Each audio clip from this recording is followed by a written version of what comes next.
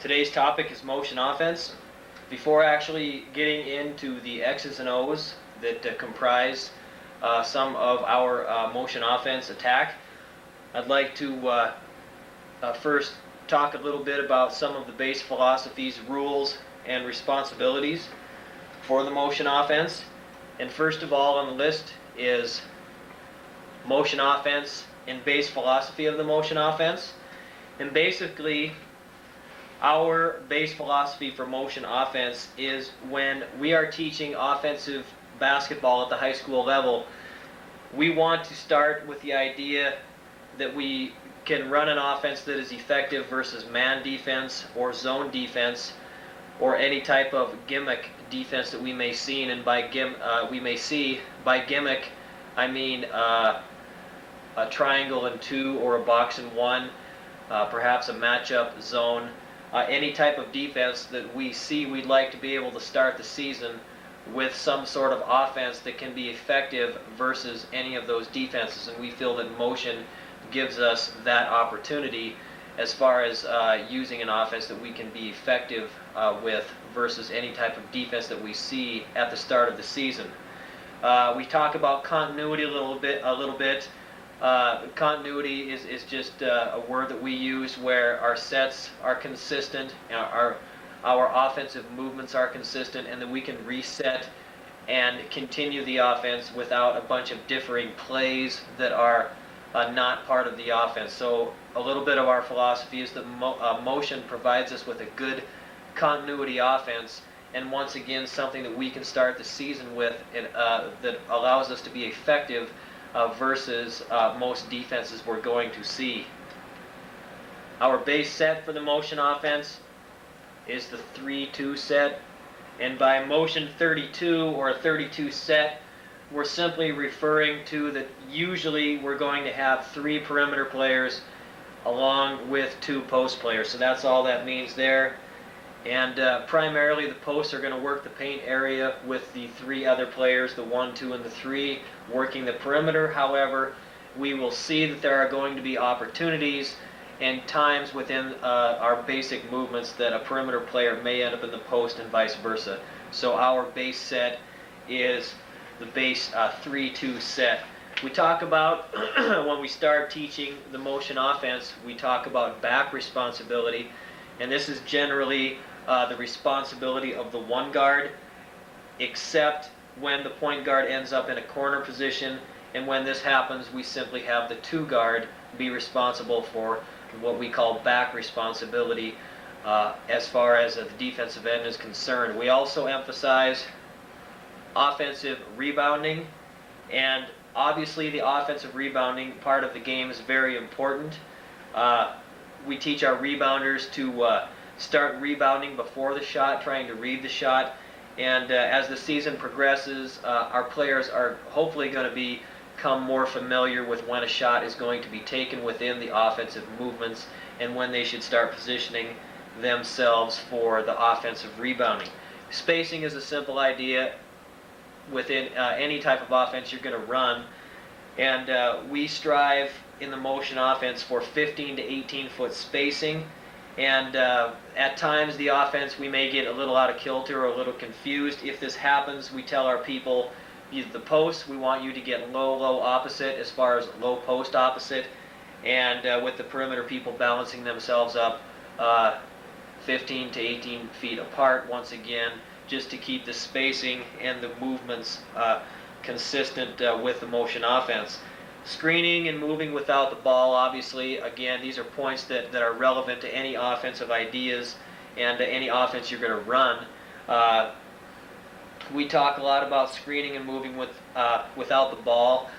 Players without the ball should always be using V-cuts, misdirection, and so on when setting up screens and asking for the ball.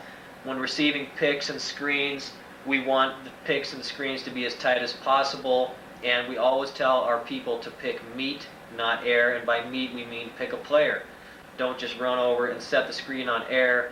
If that's the case, then there's no reason to run the motion offense, as obviously the offense will be a little more effective if we're going to execute the screens properly. So these are just, again, a few things that we emphasize to the players when first discussing the motion offense without getting into any X's and O's. A few more rules that we have that we emphasize before teaching the actual X's and O's of the motion offense.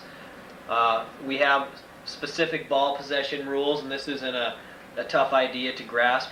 Our basic ball possession rule within the motion offense is we tell the player after he receives the ball to count 1001, 1002, and then do the best thing.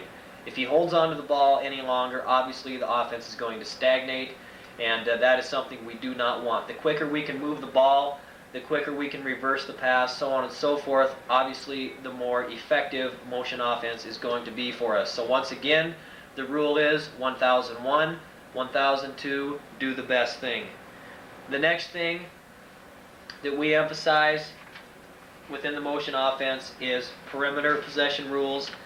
And basically, our perimeter possession rules are the same as our ball possession rules. However, we emphasize the triple threat where the player has the option to shoot, dribble, or pass, and that we're always squaring up to the basket. And some of these things are fundamental basketball techniques, but once again, we re-emphasize them, and we hit on these things hard because it's easy for some of the players to forget some of these basic rules and fundamentals. So our perimeter possession rules are the same as the ball possession rules: square up to the basket, triple threat, and then it's 1001, 1002, and he better be doing the best thing, whether it's pass, dribble, shoot, again from the triple threat position.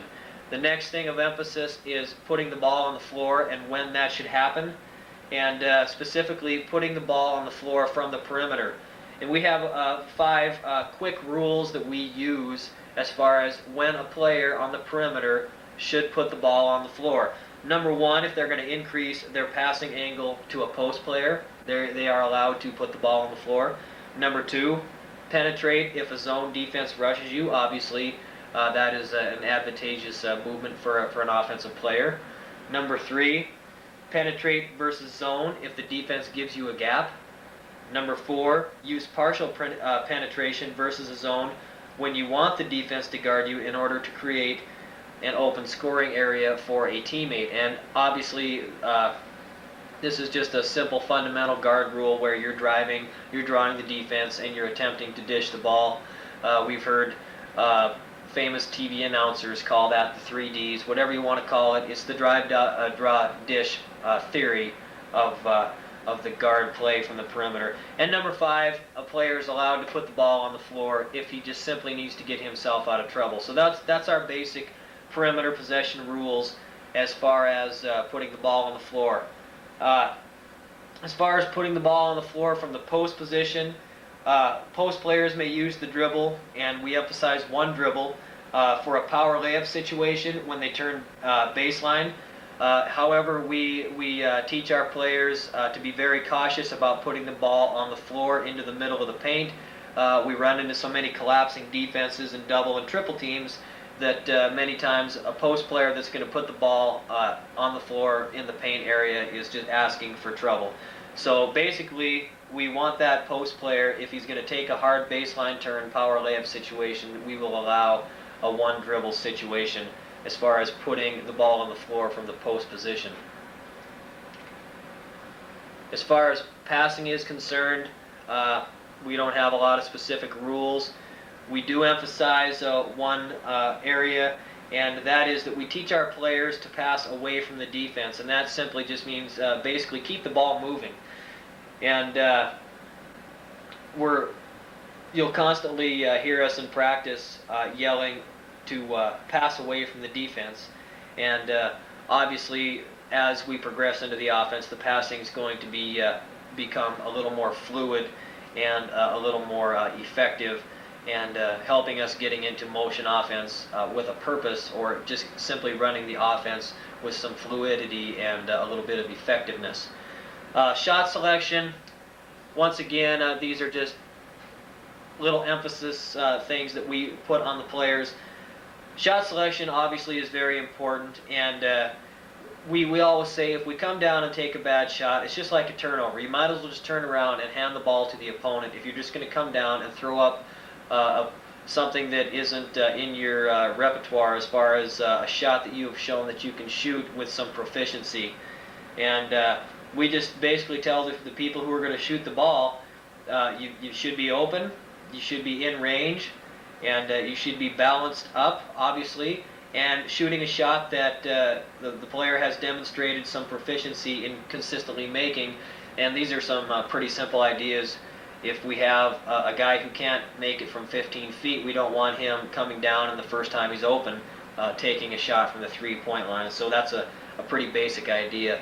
Motion as a delay offense. Obviously, you can run most offenses as a delay offense. When we want to use motion as a delay offense, we'll yell motion 75, and that simply means that we don't want to take anything but a shot that has a 75% chance of making, and basically that's a layup. So if you don't have a layup, or if you don't have a 5-foot shot, you better not be taking it as far as the delay offense is concerned. Motion 75 or motion delay offense can be very effective, and when executed properly, it's an excellent delay offense.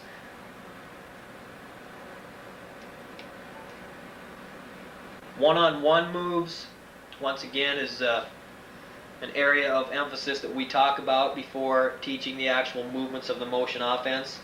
And we want our players obviously working on one-on-one moves.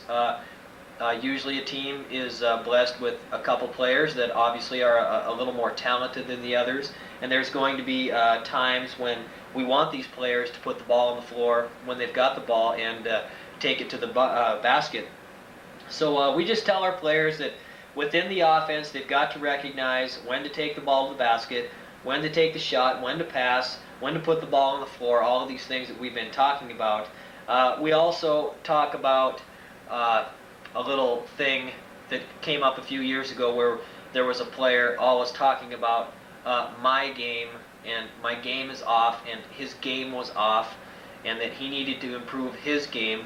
And that's obviously the type of talk that within an offense like motion, we don't want to hear much of that type of talk. Sure, we're going to have our primary scorers, and we're going to have maybe one or two players that are a little more talented, but we don't like to talk about my game or that reference. So we like to talk about our game and our offense and not one individual player. So once again, just something that we kind of hit the players with before we introduce the offense.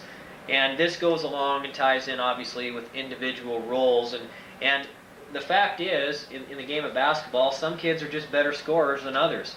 And others have to accept the fact that they're not going to be averaging 20 or 25 points per game, and that we are not setting up the entire offense around them. And some of these kids come through the middle school and junior high programs where perhaps they were Mr. All-American everything and averaged in the 20s or whatever the case may be. And when they reach a varsity level, there's now 3, 4, maybe 6 players that have the same ability and perhaps better ability than themselves. So we tell our players that you must accept your role, and that if you're not the primary scorer, there are tons of other ways within the offense to help the team and increase their chances of playing. And here's a little list. We have a list of 10 things that we tell the players how they can help their individual role help the team. And number 1, obviously, this is a good one, is setting solid screens and setting up the scores. Number 2, moving without the ball, cutting and concentrating on rebound position. Number 3, maintaining proper spacing and offensive positioning. Number 4, knowing when to serve as a pressure release for a perimeter player, and that's referring to the post players. Number 5, recognizing the proper entries and getting into the offense quickly and efficiently. You'll see we have 2 or 3 differing entries that the players must recognize based upon the point guard's movements, and this is one way that everyone on the team can help improve the team as far as recognizing those entries. Number 6, understanding how to balance up quickly when the offense is in disarray. That's what we were talking about a little earlier. Post getting low, opposite, perimeter people balancing up with spacing. Number 7, sacrificing their personal scoring stats for the benefit of the whole team. And that's just a simple fact. You just have to tell some of these people, you are not our primary scorer, and we have Joe Blow or Joe Smith over here, and he's going to be probably taking the most shots on the team, and sometimes players will have a hard time accepting that, thinking that the offense should be more predicated around their abilities and not someone else's. Number 8, just simply learning how to be patient within the offense and being unselfish with the ball. And once again, that just ties in with all of these other things we're talking about as far as individual roles are concerned. Number 9, making crisp passes without holding the ball and stagnating the offense. And once again, that comes down to the basic ball possession rule within the motion offense, which is 1001, 1002, do the best thing. And number 10, moving quickly and fluently within all phases of motion offense. And once again, we're talking about things like moving without the ball, misdirection, V-cuts, and setting solid screens. Last thing that we kind of hit on and is a very important facet of any offense if you're going to be successful, and that's our point guard. And the point guard is the initial key to the motion offense. And besides being responsible for defeating full court pressure that may occur before we get into motion offense, the point guard really acts as the catalyst for the motion offense. He has to handle the ball properly, make solid entry passes. Many times the point guard simply is the main key for the motion offense. If we don't have a guard that can handle pressure, that can enter the ball properly, and they can do the things that we need out of our point guard, we're in big trouble. And if we're lucky enough to have a point guard that has a level head, who can handle pressure, can recognize some various defensive tactics that are going to be thrown at him, such as pressure, half-court traps, etc. And if we have some of those characteristics within our point guard, then we have a great chance to get a good start into the motion offense. What I'd like to do is we'll spend a few minutes, and I'm not going to get real technical as far as the motion offense is concerned. It's one of those offenses really where you've heard the acronym, I think that's the right word, acronym, KISS, the old keep it simple, stupid, or whatever the saying is for that. But it really is an offense where if we keep it simple, if we get a few basic movements down and a couple of differing set plays off of those movements, then we're really looking to have some success with those movements. So again, we're not going to get real technical. I'll show you 2 or 3 of our basic entries and the basic movements for the motion offense, and a couple of different set plays that we can add in, and we'll get a decent look and give you a little bit of a base motion offense to get started with. So let's get started with some of the X's and O's. Okay, let's start off first with basic wing entry. And wing entry is an entry that we see quite commonly in a lot of offenses, including motion. We'll start off showing entry to the 2 guard to the right. 1 has the ball at top and enters to 2 at the wing area. Upon the wing entry, within our basic motion movements, first let's look at the post, and what we'll do is we're going to screen across immediately upon the wing entry. So 4 is going to screen across for 5, and 5 has the choice. He can read his defender. 5 can fill the high post, or 5 can fill the low post. 4 is going to work opposite of 5 as far as filling the post. So if 5 goes high, 4 will fill low, and vice versa. If 5 goes low, 4 will fill the high post, ball side. So in this case, let's say 5 misdirects, reads his defender, and he fills the high post. 4 simply works back to the low post, and if any of these shot opportunities present themselves, obviously we can take them. This is a pretty good shot right here, a 15-foot elbow shot, and 4 working back at the low post. Now mind you again, if 5 fills low, then 4 will work back to the high post. So we're going to fill the high and low post with a simple screen across method upon the wing entry. Upon wing entry, you'll see some teams get lazy on this. We really want our 3 guard to misdirect nice and low. So we really want him cutting low, because 1's going to screen across for him. Once again, this is a facet of motion offense that some teams get lazy. This 3 will just kind of stand out here and then wait for 1. But we really want a good misdirection right there, because 1 is screening across and 3 is coming off of 1 screen hard, looking for the shot right there. Once again, we're looking post fills first. We're going low high post with 4 and 5, and now we've got 3 coming off right here. If we can get this, 3 can even curl a little bit. If we can get that shot, we'll take it. So 2's looking at the post, and then he's looking at 3 coming off 1 screen for the 18 to 20 foot jumper right there. After 1 is screened, he'll break low a little bit, and then he will fill the wing position where 3 originally started at. So 1 after screening, breaks low, and then fills the wing position. So that's our basic wing entry movement, and that's our basic screen across method. We've got 3 nice looks at the basket with the 4 and 5 low and high post fills, and then 3 coming off of 1 screen for the perimeter jump shot.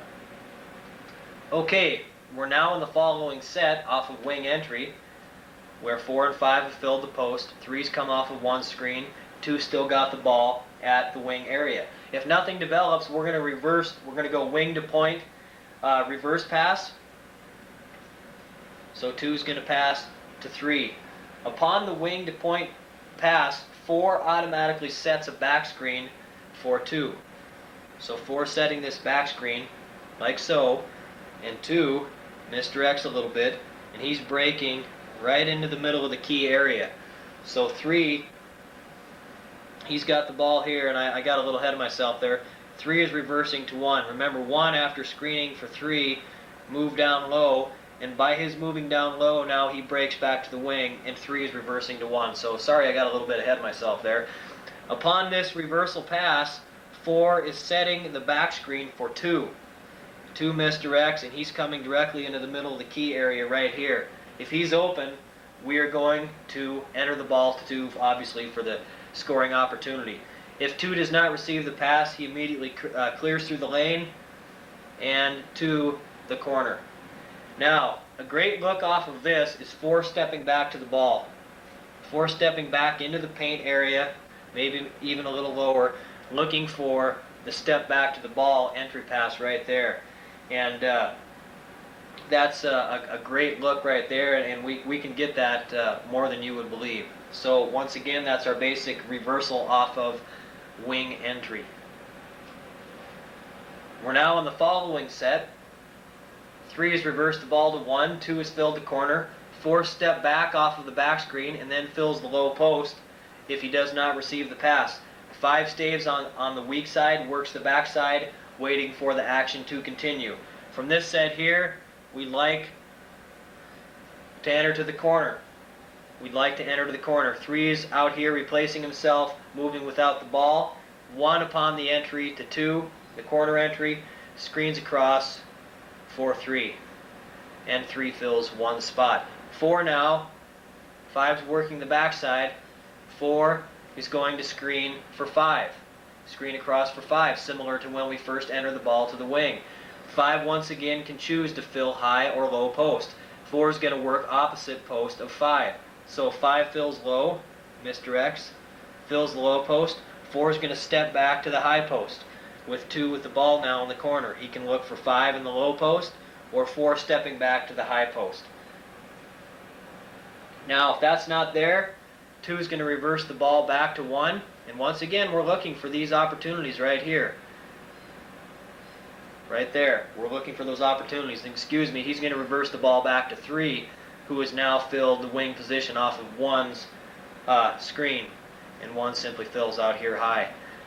If these post opportunities do not present themselves where 2 does not feel he can enter the ball, he'll reverse out to 3 off of 1's screen, and 2 immediately clears through to the opposite side of the floor. We're now in this set with 3 with the ball at the wing area. 1 is out high. 2 has vacated the corner to wing pass. 2 vacates the corner. Now 3 makes the wing to point pass. When this occurs, 5 knows what? He automatically is going to step out and set the back pick for the player who made the pass.